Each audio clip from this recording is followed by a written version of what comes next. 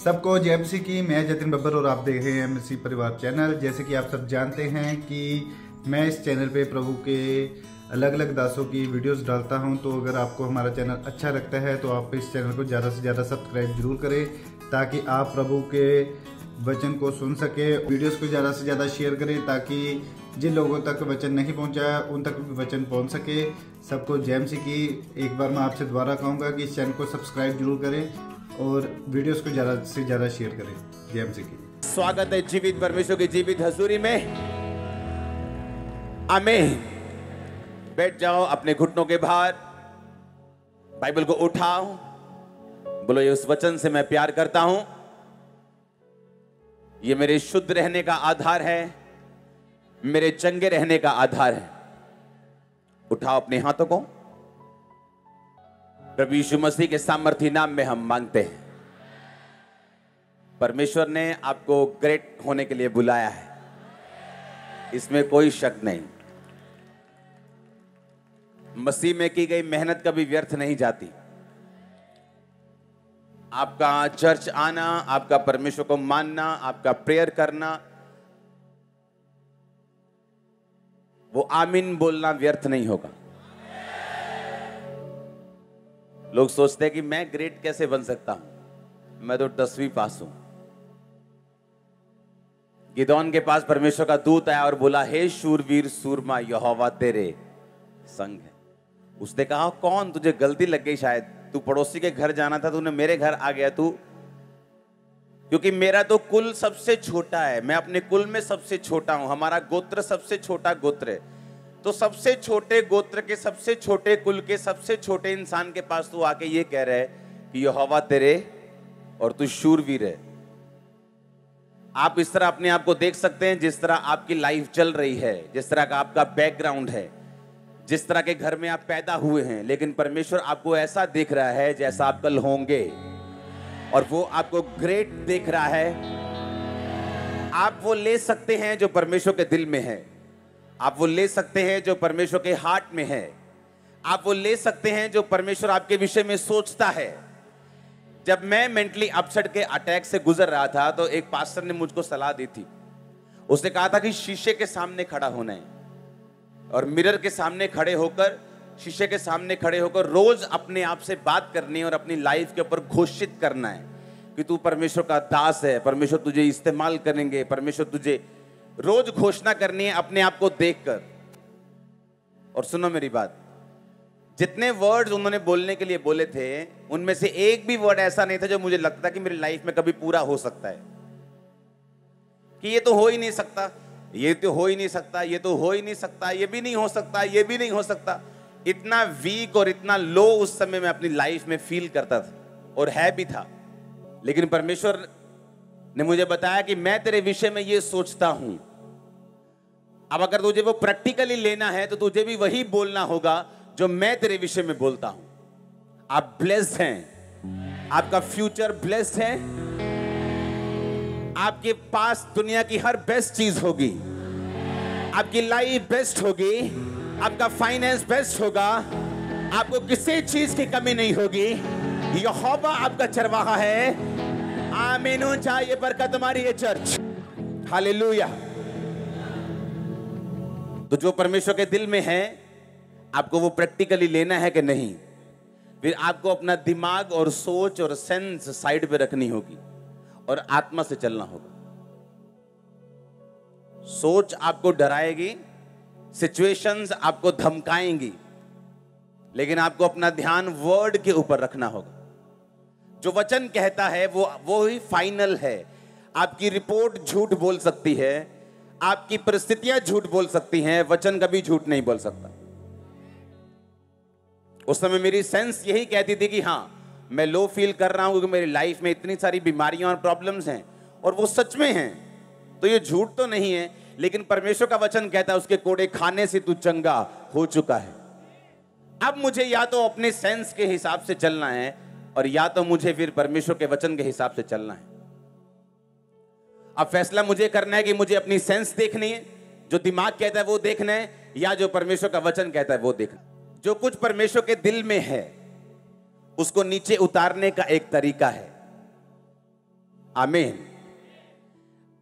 और इसीलिए आप चर्च में आए हैं कि उस तरीके को आप सीख सकें। हम चर्च में इसलिए नहीं आए कि हम क्रिश्चियन हैं और हमें एक आज्ञा मिली है कि संडे के संडे चर्च जाना है, तो इसीलिए हम चर्च में आए हैं। जिस चीज को बोलना है ना, वो चीज परफेक्ट होनी चाहिए। हाँ, बहुत कम लोगों को अकल है ये वाली। तैयार हो लेने के लिए? वो स्पिरिचुअल ग्रेस कैच करो right now in Jesus name. अब परमेश्वर के दिल में क्या है? वो कहता तुझे घटी नहीं होगी, मेरे मार खाने से तू चंगा हो चुका है। उसने तुझे ग्रेट होने के लिए बुलाया। उसने कहा क्या तुम नहीं जानते कि मैंने जगत के निर्बलों को, तुच्छों को, गरीबों को, बीमारों को चुन लिया कि जो अपने आप को कुछ समझते हैं उनको शर्मिंदा करें। हालेलुया। तो जो कुछ परमेश्वर ने आपके लिए चुना है, मैंने कहा परमेश्वर आपको स्पिरिचुअल तरीका भी देता है उसको पूरा करने का। इसलिए बाइबल कहती है मसीहत क्या है? एक लड़ाई है। तुम मसीह में हो तो लड़ाई के नीचे हो, और हमारी लड़ाई शैतान के साथ नहीं, किसी पार्टी के साथ नहीं, किसी धर्म के साथ नहीं, किसी समाज के साथ नहीं, किसी मिशन के साथ नहीं, बल्कि शैतान के साथ है। और परमेश्वर ने कहा कि मेरे सारे हथियार बांध लो ताकि तुम बुरे दिनों का सामना करके सब कुछ पूरा करके स्थिर रह सको। हालेलुया। अब परमेश्वर आपको हथियार भी देता है, वो आपको तरीका भी देता है इसको समझने का। 2004 में जब मेरे को मेंटली अपसेट के अटैक हो रहे थे, तो देखो परमेश्वर ने मुझे कोई ऐसा केस नहीं था जो मुझसे मैच करे, या मुझे ऐसी कोई टेस्टिमनी नहीं मिल रही थी जो मेरे साथ मैच कर सके कि मैं भाई मेरे को भी ये प्रॉब्लम थी, तू ऐसा कर ले तू ठीक हो जाएगा। एक भी नहीं। और मेरी प्रॉब्लम क्या थी कि शैतान एक क्वेश्चन लेके आता था और मेरे दिल में डालता था, और उसके बाद मैं उस पर बहस करता था दिल में ही। और इस वजह से मेरा डिप्रेशन बढ़ता जा रहा था, क्योंकि हर वक्त मैं अंदर सोचता रहता था और शैतान की बातों का जवाब अंदर मन में देता था। जबकि बाइबल कहती है शैतान जब आपके दिमाग में कोई क्वेश्चन डाले, उसका जवाब दिल में नहीं मुंह पे होना चाहिए। और यह बात समझने में मुझे टाइम लगा। और फिर एक दिन जब मैंने वचन पढ़ा तो वचन में लिखा था, अपने मन की बातें खोलकर यहोवा से कहे। और यह मेरे लिए एक दवाई थी। सुनो, अपने मन की बातें खोलकर किससे कहे? कि अपने मन में उधड़बीन लगा रहे। तो पवित्र आत्मा ने मुझे समझाया कि आज के बाद जब भी शैतान तेरे पास आए तो मन में उसके साथ कभी भी बहस नहीं करनी, उसे बोलकर बताना है। और जो भी तेरे को दिक्कत हो उसे खोलकर शब्दों में पूरी तरह से फीलिंग समेत परमेश्वर को बताना है। वो दिन था और आज दिन है, कोई डिप्रेशन नहीं।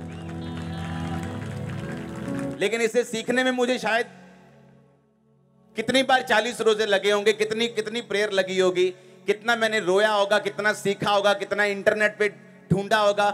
परमेश्वर ने वो जेन्युइननेस देखी, परमेश्वर ने वो हार्ट देखा कि ये छूटना चाहता है और मेहनत कर रहा है, और परमेश्वर ने छुटकारा किया। आप समझ रहे कि नहीं? तो परमेश्वर आपको आत्मिक हथियार भी देगा कि आप लोग उस सिचुएशन से छूट सकें जो आपको तंग कर रही, या जहां आप जाना चाहते हैं और परमेश्वर आपको लेके जाना चाहता है, वो आपको आत्मिक तरीके देगा जो चर्च में आप सीखते हैं। थर्सडे के वचन को सेकंड पार्ट में कंटिन्यू करूंगा मैं, रोमियो 1 उसकी 11 आयत। क्योंकि मैं तुमसे मिलने की लालसा करता हूं कि तुम्हें कोई आत्मिक वरदान दूं जिससे तुम स्थिर हो जाओ। पौलुस क्या कह रहे हैं कि मैं तुमसे मिलने की लालसा रखता हूं, तुम्हें कोई आत्मिक गिफ्ट दूं ताकि तुम क्या हो जाओ? स्थिर हो जाओ। मैं 3 गिनूंगा, आप सब लोग एक मन होके ऊंची आवाज में ये पढ़ेंगे। सब अपनी बाइबल खोल लो, नहीं है तो स्क्रीन की ओर देखो, अगली बार बाइबल लेके आओ। 1 2 3 पढ़ो।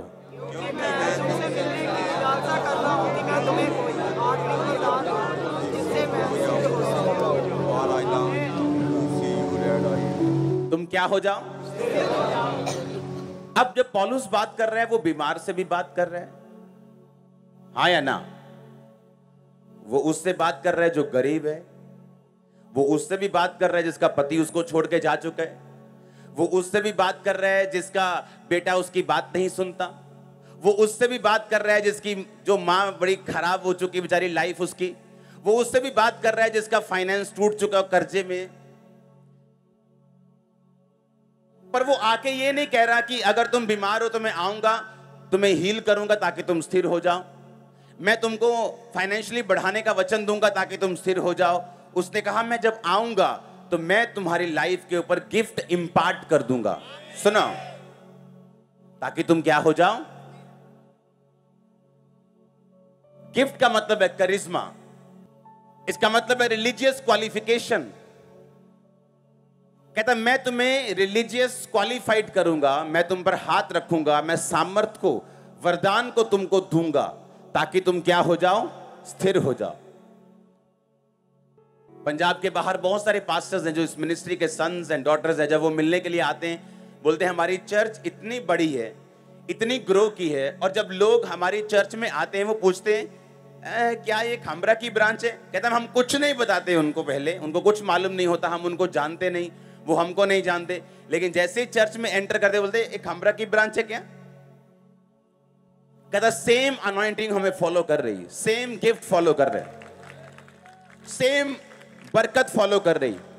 और जब लोग उन्हें देखते हैं, वो देखते हैं यार ये 30-40 साल का बंदा है, मुझे 50 साल हो गए सेवा करते, पर ये कहां से आ रहे लोग? इसीलिए पौलुस ने कहा कि मैं तुम पर एक गिफ्ट इंपार्ट कर दूंगा, ओके, ताकि तुम क्या हो जाओ, स्थिर हो जाओ। जब एक लोग क्यों, परमेश्वर आपको क्यों है, सुनो मेरी बात, आपके घर के पास भी कहीं चर्च होगी, हाँ, या हम अलग अलग सिचुएशन से निकल के आए, यहां पे वो भी बैठे हैं जो इसे मुंबई से आए, वो कोई कलकत्ता से आया है, कोई यूके से आया, यहां बैठे हैं, हाँ। अब वो क्या लगता है परमेश्वर इतनी दूर से क्यों लोगों को लेके आए? क्या परमेश्वर आपका टाइम वेस्ट करना चाहता है, या वो आपके पैसे वेस्ट करना चाहता है? वो आपको ये भी कह सकता है कि जहां भी पास में है तू निकल जा, बस मैं तुझको ब्लेस करूंगा। क्योंकि ये जितने वरदान हैं, जितनी सामर्थ है, बाइबल कहती है ये मिट्टी के बर्तनों में है, यानी ये शरीर में है, यानी ये इंसान के हक में परमेश्वर ने दी है, और वो इसको इंपार्ट कर सकता था, वो इस वरदान को ट्रांसफर कर सकता था उनकी लाइफ को आसान करने के लिए। जब परमेश्वर आपको भेजता है अनॉइंटेड प्लेसेस के ऊपर, तो वो इसका मकसद ये होता है कि आप उस जगह की ग्रेस को कैरी कर सकें। अगर मेरी लाइफ में हम इतना बड़ा प्रोजेक्ट चला रहे हैं, कोई कर्जा नहीं, आप पे भी नहीं होगा, ये ग्रेस है, आप ले सकते हैं। आप मेरी बात समझ रहे कि नहीं? कोई डर नहीं, कोई किसी का भय नहीं, कोई कच्चा नहीं, कुछ नहीं, आप वो ग्रेस ले सकते हैं। अफ्रीका में लोग ब्लेस क्यों होते जल्दी जल्दी? वहां क्रिश्चियनिटी क्यों 90% लोग वहां पे देश क्रिश्चियन है, क्यों?